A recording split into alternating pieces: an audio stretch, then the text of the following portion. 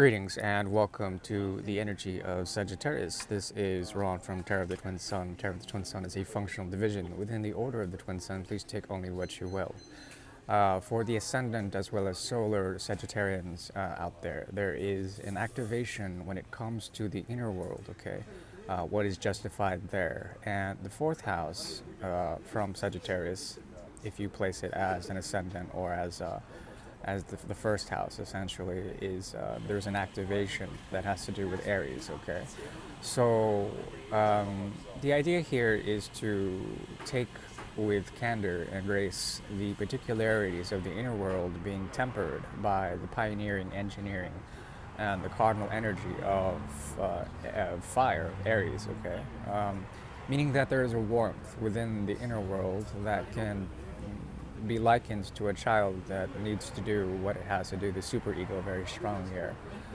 The idea here is to take from the 4th to the 10th the lessons of karma, as well the lessons of the cardinal energy of the axis that is between the moon and Saturn, okay? That is through the auspices of Cancer and Capricorn.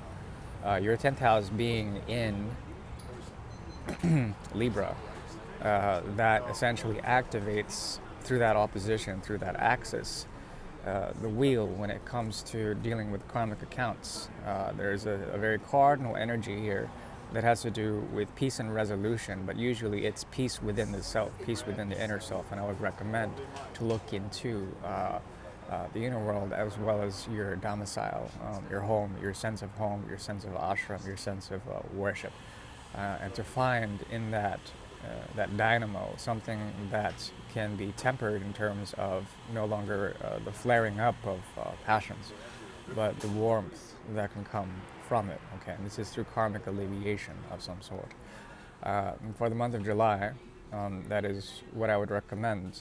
There are certain aspects here that I would rather not go into now that have to do with essentially the bringing about of this addressing or this location, this way of finding a sense of the inner within the balancing out of certain realities that are karmic in nature, that are ties to your outer self. Okay, because what it produces is the sense that you would have to sacrifice within the 7th through the 12th houses, um,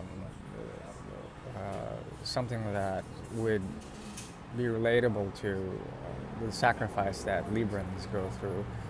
And when it comes to the triplicity of air, the mystery of air, it usually has to do with the element of sacrifice when it comes to a state of mind in order to assimilate to others in general, others of a karmic nature, in order to sort of bring about peace or justice in some sort of way there.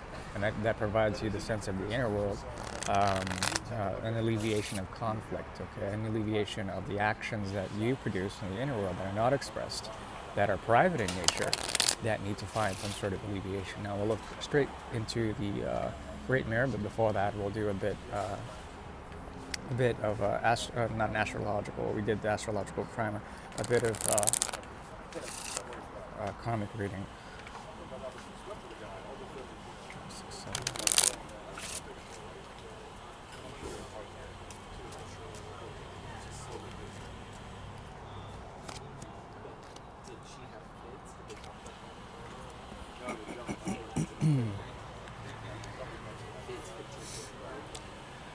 Okay, there is an inner need to find a sense of withdrawal, an escapist mentality here that is tied directly to the moon, the lunations of the moon, the progressing on certain paths that are challenging when it comes to the moon's energy. Okay, in essence, from any disconnect, there's an attempt to address sorrow or to address depressive mood. Okay, it's just a mood. These things pass, but there's something here that is related to that. It doesn't have to be so for every Sagittarian out there.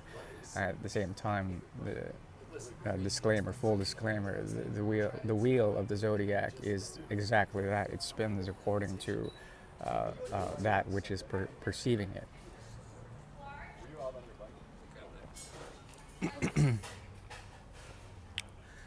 So when it comes to the elements of finding disparity on a road or a path towards something that may be challenging, that requires a great deal of sacrifice within the inner world, there's a movement from the eights to the eight of swords to the eight of cups. Okay, this provides an outcome, but usually it has to do with going deeply within to address why there may be some sort of turmoil for the energy of Sagittarius, for yours, you and yours truly. There also is something here about moving from the seven of pentacles, the seven of rods, and pulling from that. Okay, there is a need to address a path to also exclude oneself from the trammels of the past, from the trappings of the past, and finding a way of righteousness in all of this. And this is all very good.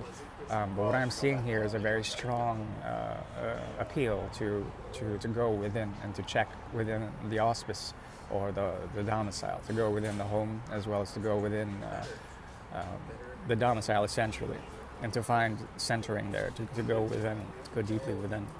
That's basically it. Now we shall move into the main reading, which is known as the Great Mirror. The Great Mirror is a tool devised by the Order of the Twin Sun in order to see particularities that have to do with strong affiliations of one to another. That is the energy of Sagittarius and another. Okay, usually this is activated through the third house, and the lesson that Sagittarians would have to deal with is trying to understand how Taurus's energy as well as Cancer's energy is affected here. And it's very funny because I actually consider Taurus, the second house and the fourth house, to be closely related. Usually it is the nexus of the third house that actually provides a voice or perhaps some sort of creative capacity to reflect in some sort of way the energies of the second and fourth house. And what does this do? It allows one to be very mutable, okay, around fixed and cardinal aspects of Taurus and Capricorn, respectively, and come up with a lesson, okay, and that is what Sagittarians tend to either provide or seek out. This is what we're going to look into within the Great Mirror.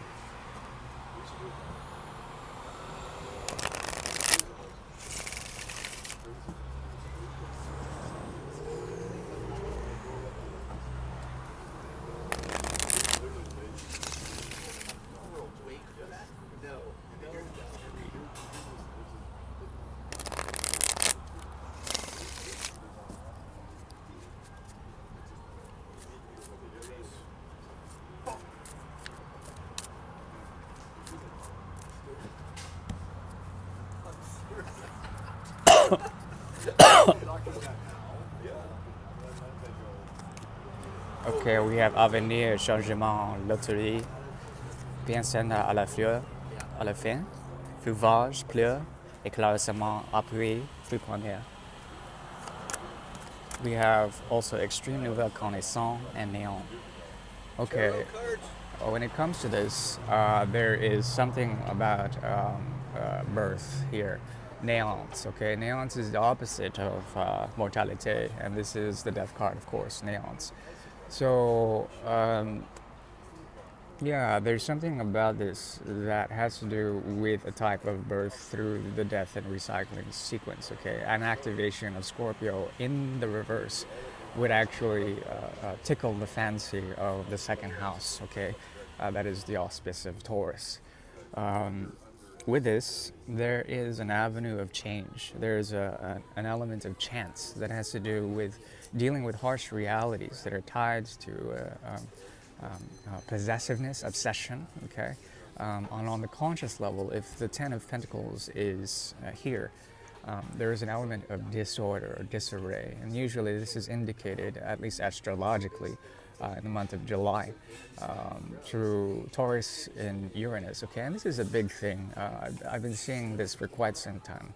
Now, with Taurus and Uranus and the North and South nodes respectively in Taurus and Scorpio, there's a strong desire to find a sense of order or a sense of stability in a lot of things, okay? But when it comes to this particular relation or situation, there's an avenue here of change. Okay, this has to do with the seven. Okay, 6 plus 1, the 7 of cups in the reverse. What does that mean?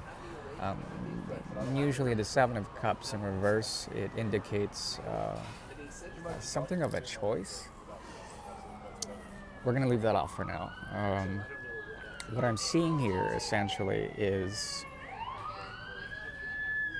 a connection that is very toxic would be one word,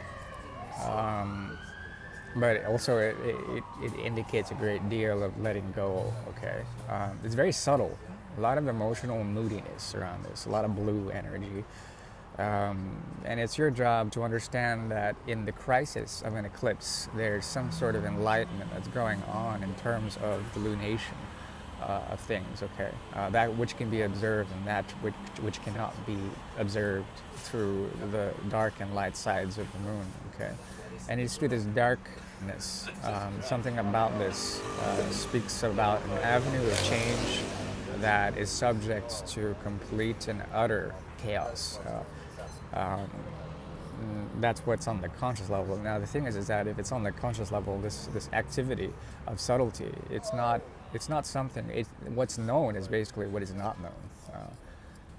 That's the absolute sort of analogy here. More on the subconscious realm, there's a bit that has to do with the 7 of Swords. Lots of sevens coming up. 7 of Swords, 10 of Swords, 3 of Rods in the reverse. Piens tendant à la fin. There's an element here of dynamism and impatience. And what is culminating is a relentless slew of thoughts and type of communication that comes without words, that is so overbearing that it creates the sense of an ending. Okay, I don't really like this connection personally. It just requires, it's draining. It's way too draining. There's an intensity to it that is subtle, and there is something about the letting go of, the grasp of Taurus. Okay, and that's the thing about Taurus, is that it does want to grasp something. There's a stabilizing agency about Taurus that when it's in disorder or disarray, doesn't have that thing to grasp, and it can be extremely ruffled and certainly it becomes the raging bull.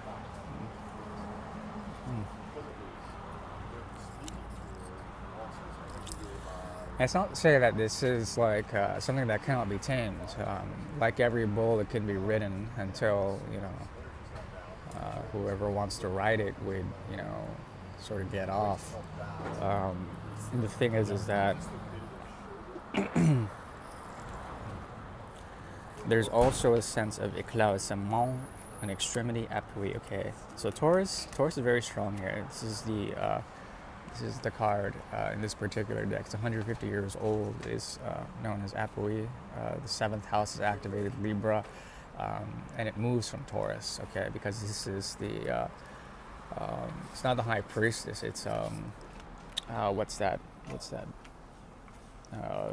The Empress. Okay.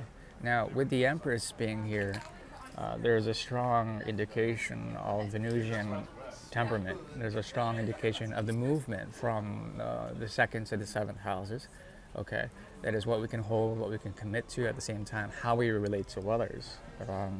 Very strongly within this connection. And I think it is being watched over, or there's this element that the subconscious as well as the conscious mind are watching over this connection. There's some sort of very strong activity when it comes to communication that is not said, but it's observed. Okay,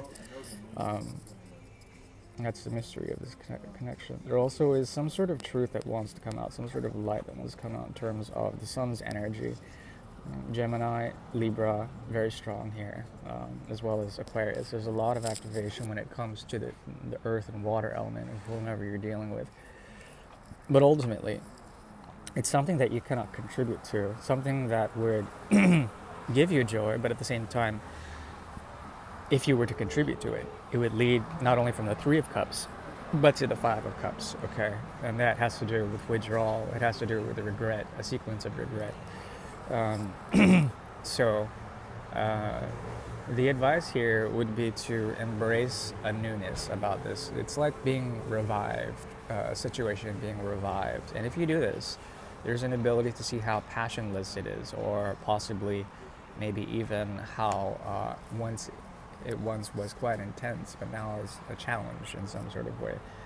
But the intensity is very, very much suppressed here. I think both of you know that. There's also something about disunion or falling out in terms of commitments or whatnot. Okay, I'm just going to leave you all with that. Thank you very much for tuning in. Bye.